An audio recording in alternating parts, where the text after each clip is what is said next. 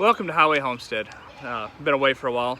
Been working and starting a new job, new ventures, and anyway, today I'm gonna go over a mistake that I made, and I am paying for it dearly.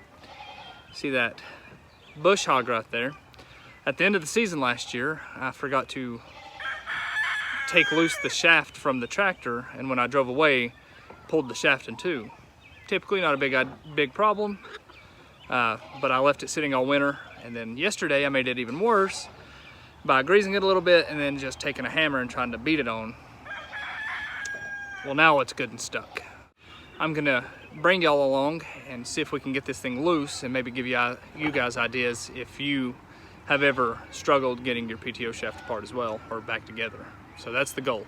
We're gonna get it apart and then we're gonna get it back together. Hopefully. Well, the roosters are crowing, gotta rise and shine. Daylight's a burning, ain't got a lot of time. When the day is over and the work's all done, we'll sing and dance and have a little fun. However, before I can work on the PTO shaft, we're gonna take one of these 55-gallon drums of organic chicken feed out to the bone. I'm sure OSHA would have a field day knowing that I'm using a chain that's not rated for lifting and a homemade lifting strap made from a broken ratchet strap. It works though.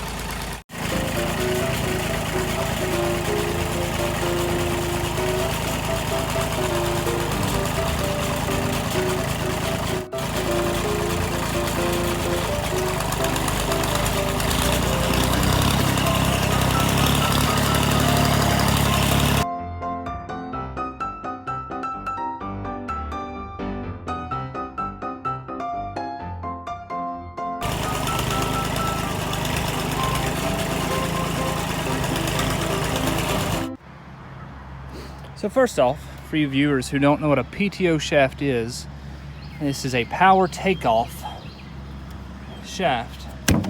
This spins, transfers the motion from the transmission and the engine from the tractor, spins this, goes through that gearbox and turns the blades underneath to run the bush hog. However, it is meant to telescope. So if you can see this area here I've greased, that should slide in and out, in and out. That way, as you go across different terrain, it can extend, it can shorten. Also, it makes ease of installation, like when you're hooking up to it with the tractor, it makes it easier to hook up. This one's jammed.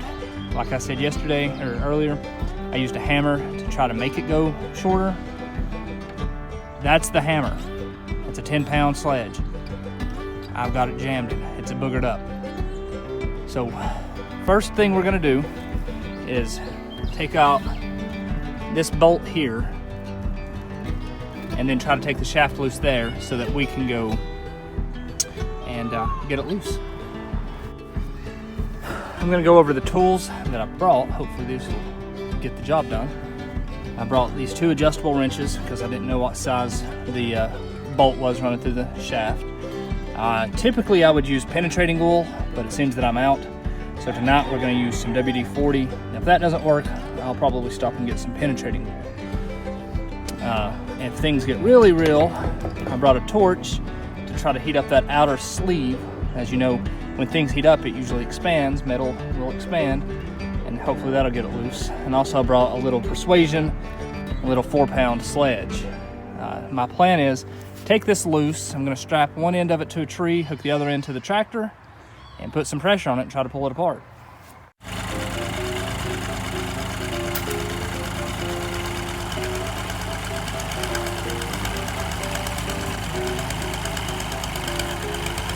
You gotta pull that down? So I have the PTO shaft strapped to the tree and chained to the tractor.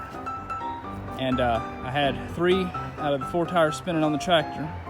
Didn't budge. So now we're gonna try to persuade it and get this thing loose.